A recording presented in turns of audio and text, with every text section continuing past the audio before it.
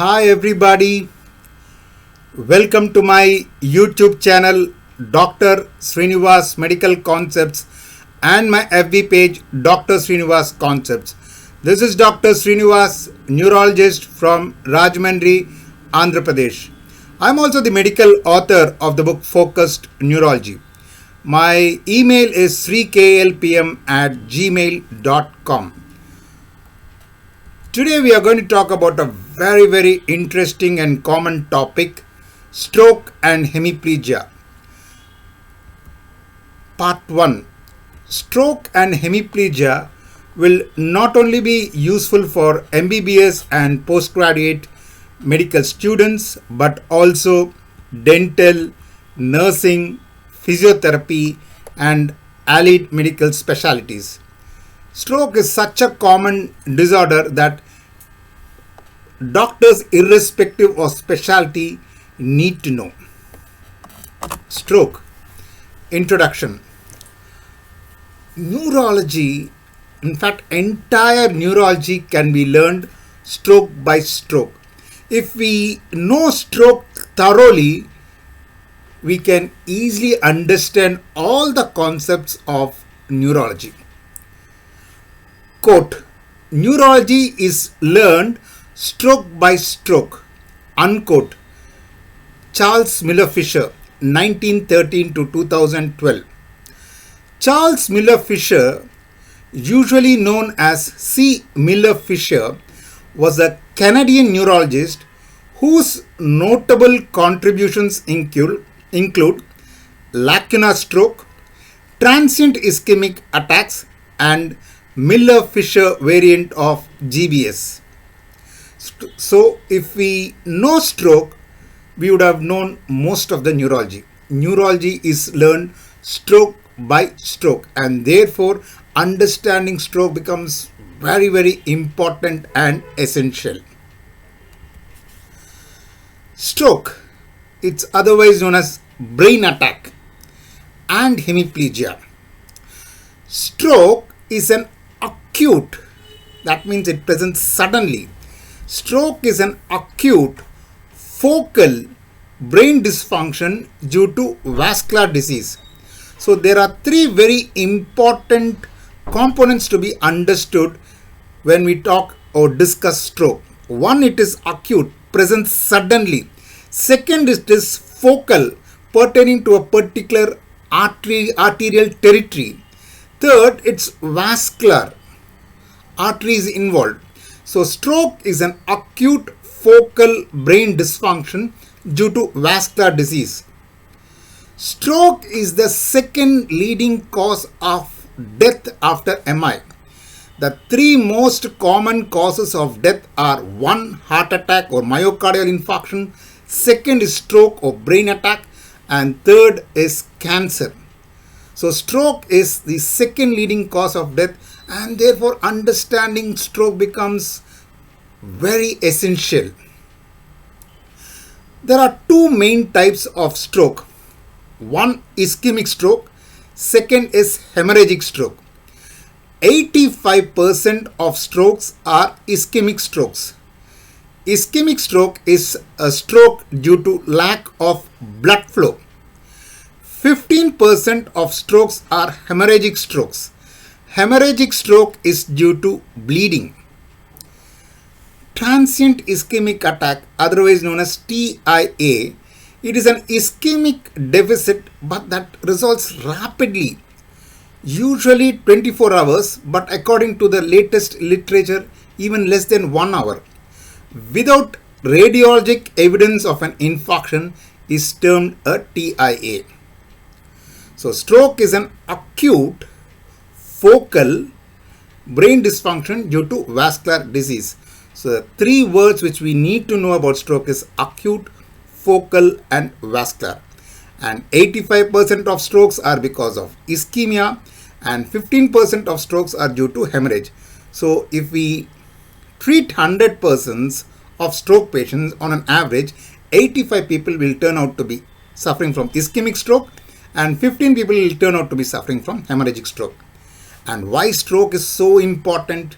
Because stroke is the second leading cause of death. myocardial infarction or heart attack, followed by stroke or brain attack, and third is cancer. Despite the extensive protection of brain in the form of circle of Willis, still stroke happens to be the second leading cause of death. Imagine if this protection were not to be there in the form of circle of Willis, we would have seen still more strokes and it would have been disastrous. So the classification of stroke. We have the arterial supply of the stroke and we have the arterial supply of the brain and venous drainage of the brain. So arterial strokes account for almost all causes of stroke. About 99% of strokes are because of artery and only about 1% of stroke is because of veins or venous stroke, the cortical vein thrombosis. So amongst the 90% of arterial strokes, 85% are because of ischemia and about 15% are because of hemorrhage. Ischemic stroke, the 85%, again there are 4 subcategories. One, the large vessel stroke. Second is the cardioembolism, which accounts up to about 20% of ischemic strokes, and the small vessel disease or the lacunar infarcts, which is also about 20%, and others unknown account for the rest of ischemic stroke. Hemorrhagic stroke is about 15%, and intracerebral hemorrhage accounts to about 10% and subarachnoid hemorrhage to about 5%. Venous stroke is just 1%. Right. If we need to understand stroke, we need to know the blood supply of the brain, circle of Willis. The main arterial supply of the brain comes from 2 systems. One is the anterior carotid system, which is about 80%, and second is the posterior vertebrobasal circulation, which is about 20%. So anterior circulation forms the majority, that is the 80%, and posterior circulation forms a minority, which is about 20%. This is very important because nature has given us protection in the form of having 80% anterior circulation stroke, because posterior circulation strokes are dangerous. The vertebrobasal system, they basically supply the brainstem, and therefore most of the posterior circulation stroke result in more profound morbidity and mortality. So luckily, anterior circulation strokes, which are less dangerous as compared to posterior circulation strokes, are more common. Anterior circulation stroke is about 80% and posterior vertebrobasal circulation is only 20%. But what is anterior circulation and what is posterior circulation? Anterior circulation is through the internal carotid artery, which supplies the anterior brain through the anterior and middle cerebral arteries. So anterior circulation is through the internal carotid artery, which supplies the anterior brain through the anterior and middle cerebral arteries. Posterior circulation is through the vertebrobasal system, which supplies the posterior brain through the posterior cerebral arteries. So anterior circulation is nothing but the internal carotid artery circulation. Posterior circulation is nothing but the vertebrobasal system circulation. And luckily, fortunately, anterior circulation, which is less dangerous, accounts to about 80% of ischemic strokes. Posterior circulation, which is more dangerous, accounts to 20% of all ischemic stroke patients, which is less as compared to the anterior circulation strokes. The anterior and middle cerebral arteries supply the frontal and the parietal lobes, while the posterior cerebral artery supplies the occipital lobe. The vertebral basilar arteries perfuse the brainstem, midbrain and cerebellum. And the anterior communicating artery connects both the anterior cerebral arteries and the posterior communicating artery connects the MCA with PCA, creating a protective anastomotic connections that form the circle of Willis. So here is a nice diagram showing the arterial circulation of the brain, circle of Willis. So the two vertebral arteries, you can see here the two vertebral arteries join together to form basilar arteries. So we should have a rough idea of the individual parts of the brain and the blood supply of these individual parts. So the two vertebral arteries join together to form basilar artery and then divide into posterior cerebral arteries. So the medulla oblongata is predominantly supplied by the vertebral arteries. The medulla oblongata is predominantly supplied by the vertebral arteries, the two vertebral arteries. They join together to form basilar artery. That means pons is predominantly supplied by the basilar artery. Then they divide into two posterior cerebral arteries in the midbrain. So midbrain is predominantly supplied by the posterior cerebral artery. The posterior cerebral artery winds around, goes to the temporal lobe and then supplies the occipital lobe, the posterior part of the brain. So the medulla oblongata is supplied by the vertebral artery, pons is supplied by the basilar artery, midbrain and the occipital cortex are supplied by the posterior cerebral arteries. So all the important vital structures, the brainstem, these are all supplied by the vertebro-basilar system. Then we have the internal carotid artery, which divides into the middle cerebral artery and the anterior cerebral artery. The middle cerebral artery is very important. In fact, the entire cortex is supplied by the middle cerebral artery, which divides into two divisions, superior division supplying the Broca's area and the inferior division supplying the Wernicke's area. So almost the entire lateral part of the cortex is supplied by the middle cerebral artery, except the medial part of the frontal lobe, which is supplied by the anterior cerebral arteries and which are united by the anterior communicating artery. So very easy to remember, the entire lateral part of the cortex is supplied by the middle cerebral artery. The most anterior part is supplied by the anterior cerebral artery, that is the medial part of the frontal lobe, and the most posterior part, that is the occipital lobe, is supplied by the posterior cerebral arteries. The medulla is supplied by the vertebral artery, pons by the basilar artery and midbrain by the posterior cerebral arteries. The middle cerebral artery divides into two major divisions, superior division and the inferior division. Superior division supplying the Broca's area and the inferior division supplying the Wernicke's area. But also you can see in the diagram, it gives small perforating vessels, the lenticulostriate branches, which are very important and which supply the internal capsule. In fact, internal capsule strokes are very common strokes. They are end arteries and therefore even lacunar infarctions are very common. So blood supply of the brain, this is the circle of Willis. You can see the protection, the nice protection given to the brain in the form of circle of Willis. The front and the back are connected, the right and left are connected. Despite this wonderful, excellent protection of the brain in the form of circle of Willis, stroke or brain attack is the second commonest cause of death. Imagine this wonderful protection in the form of circle of Willis connecting the front and the back, and the right and the left were not to be there. Perhaps this would have been the commonest cause of death. Right. So as I said, blood supply of the brain, circle of Willis. Summary: the medulla oblongata is supplied by the vertebral artery. So someone says that there are features of medulla oblongata, we have to think that the vertebral artery is involved. If a person says that a pons is involved, it is the basilar artery lesion. Midbrain, the posterior cerebral artery. The cerebellum is supplied by three arteries: the superior cerebellar artery and the anterior inferior cerebellar artery, which are branches of basilar artery, and posterior inferior cerebellar artery, which is a branch of vertebral artery, what we call as pica. In fact, Wallenberg syndrome, the usual artery which is presumed to get affected is pica, posterior inferior cerebellar artery or vertebral artery.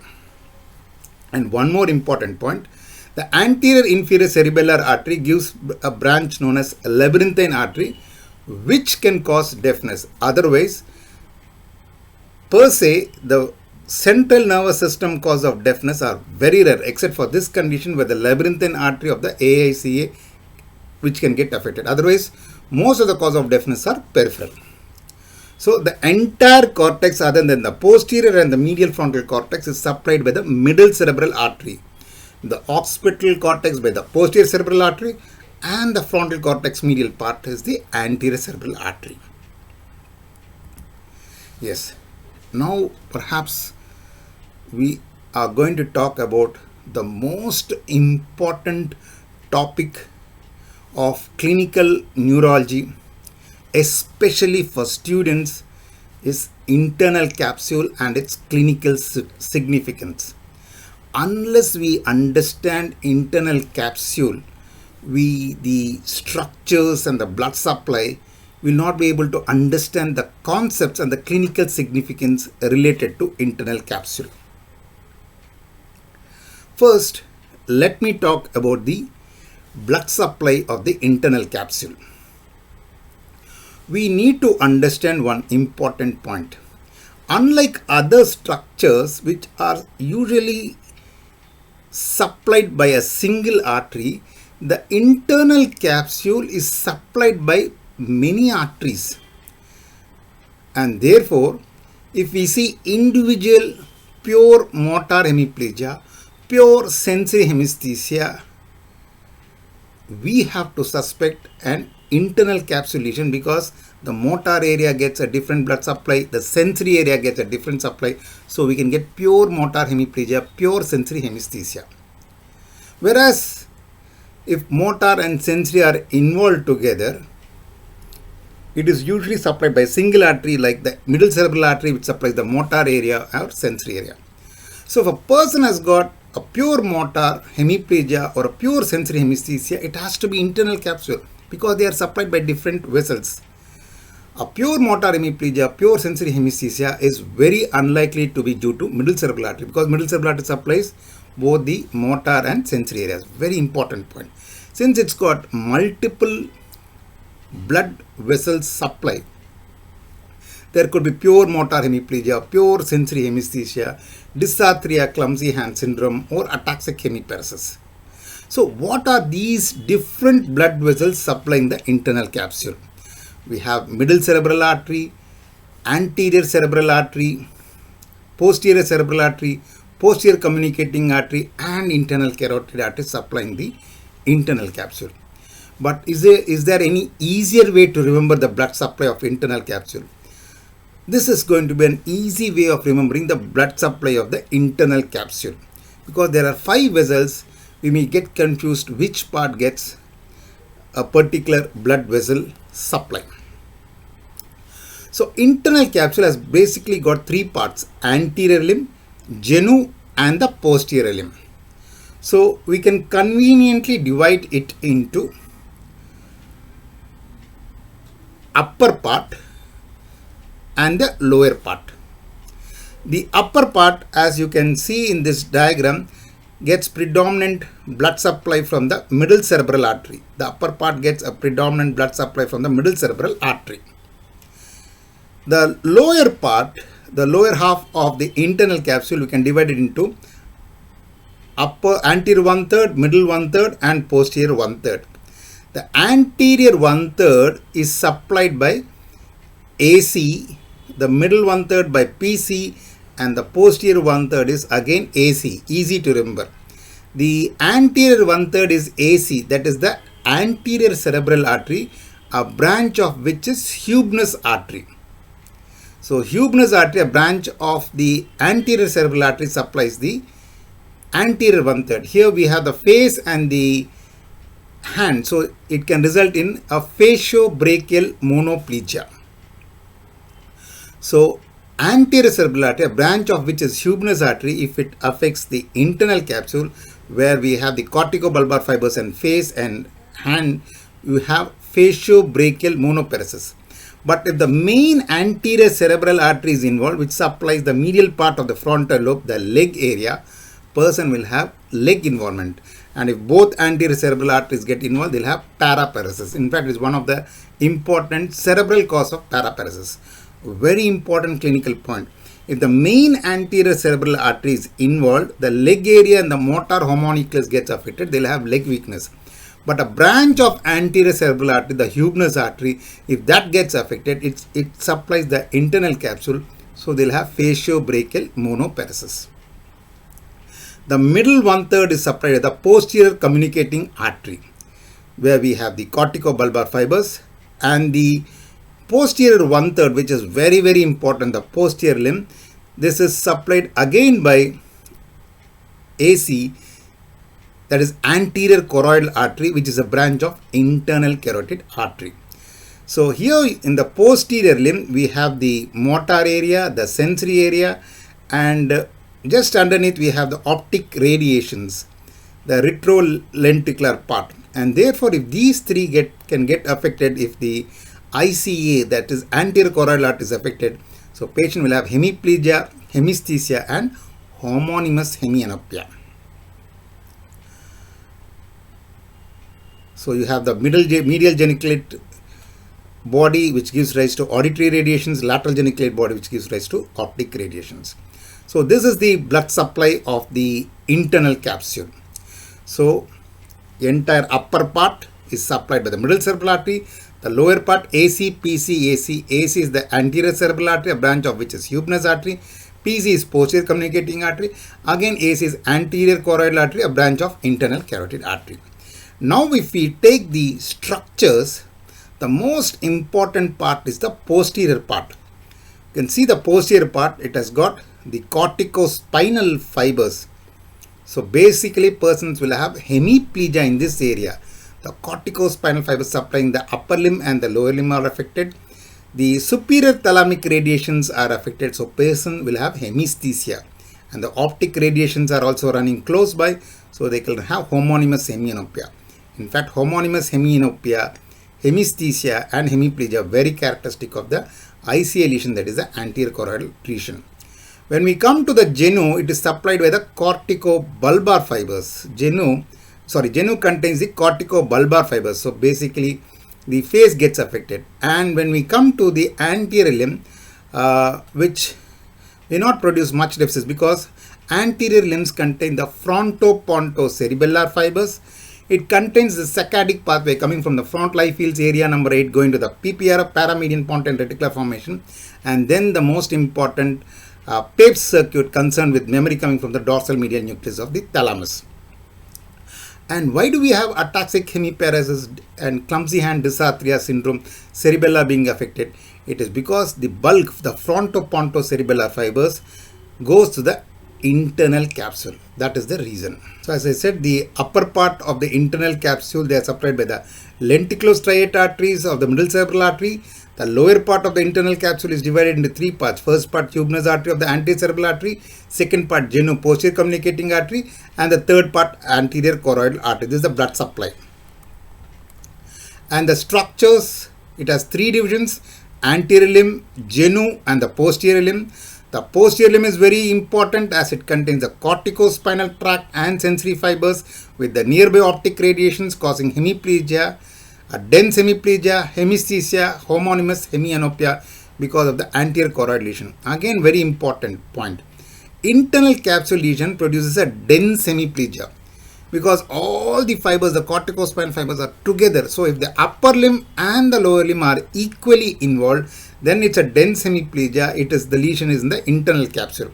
But if lower limb is more weaker than the upper limb, that means it is an anterior cerebral artery involvement. And if the upper limb is weaker than the lower limb, it is the middle cerebral artery involvement. But if both upper limb and the lower limbs are equally involved, that means it's a dense hemiplegia. The lesion is in the posterior limb, in the internal capsule. Genu has corticobulbar fibers and causes faciobrachial monoplegia due to the Huebner's artery of the anterior cerebral artery. Then we have the anterior limb, which contains the Pepys circuit, saccadic pathway, and the frontopontocerebellar fibers. Right. These vessels are commonly involved because they are end arteries. These vessels are commonly involved because they are end arteries. The lipohyaline causes infarction, whereas Charcot-Bouchard aneurysm causes hemorrhage. Hypertension affects these vessels because they are end arteries. it can cause two pathogenic mechanisms. One, if there is lipoalinosis, it causes infarction. Whereas if it causes Charcot-Bouchard aneurysm, it causes hemorrhage. So putamen hemorrhage and the internal capsule hemorrhage is very common because they are end arteries. Because of multiple vessels supplying internal capsules, there could be the following lacunar syndromes. Pure motor hemiplegia, a corticospinal tract involvement because of the middle cerebral artery, especially the lenticulostriate branches. Pure sensory hemesthesia, sensory tract involvement because of the PCOM artery, posterior communicating artery. Ataxic hemiparesis, as I said, the frontopontocerebellar fibers go to the internal capsule, and of course the corticospinal tract involvement, so they can present as ataxic hemiparesis. And finally we have the clumsy hand dysarthria syndrome because of, again, corticospinal tract, which usually affects the distal muscle, so they'll have clumsy hand, and the dysarthria syndrome where they cannot speak well because of the, again, the frontopontocerebellar fibers, and this is because of the corticospinal tract fibers. So these are the four important internal capsule syndromes: the lacunar strokes, pure motor hemiplegia, pure sensory hemesthesia, ataxic hemiparesis, and clumsy hand dysarthria syndrome. Yeah, I have written a book, Focused Neurology. I am the medical author of this book, Focused Neurology. It is available online. You can buy it if you are interested. Yeah, this is about the basic concepts of blood supply to the brain and internal capsule. Very, very important, especially from the exam point of view for students. I hope you have enjoyed listening to my lecture as much as I have enjoyed giving this lecture. If you have any suggestions or doubts, kindly post onto my YouTube channel. I'll be willing to answer your doubts and willing to clarify it. And of course, please like and subscribe my YouTube channel, Dr. Srinivas Medical Concepts, and my FB page, Dr. Srinivas Concepts. Thank you.